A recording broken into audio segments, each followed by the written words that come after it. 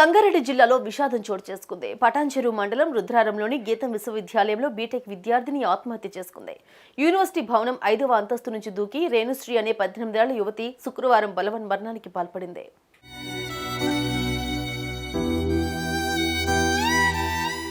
లక్ష్మీదేవిలా కలకల్లాడుతూ గలగలా నవ్వుతూ తిరిగే రేణుశ్రీకి ఏం కష్టం వచ్చిందో ఏమో దారుణమైన రీతిలో ఆత్మహత్య చేసుకుంది.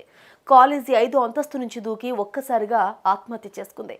అంతెత్తు నుంచి నేల మీదకు పట్టడంతో ఘటనా స్థలంలోనే ప్రాణం కోల్పోయింది.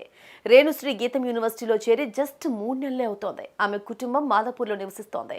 కూతురు ఆత్మహత్య విషయం తెలుసుకుని వారు హుటాహుటిన ఆసుపత్రికి చేరుకున్నారు. విగత జీవిగా పడి ఉన్న బిడ్డను చూసి గుండె లవిసేలా రోధించారు. కుటుంబ సభ్యుల ఫిర్యాదుతో పోలీసులు ఘటనా స్థలానికి చేరుకున్నారు. కేసు నమోదు చేశారు.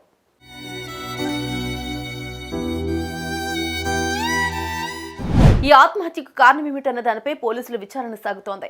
చదువులో ఒత్తిడా, లేదంటే ప్రేమ వైఫల్యమా, లేదంటే మరో కారణమా అన్న దాని మీద పోలీసులు దృష్టి సారించారు.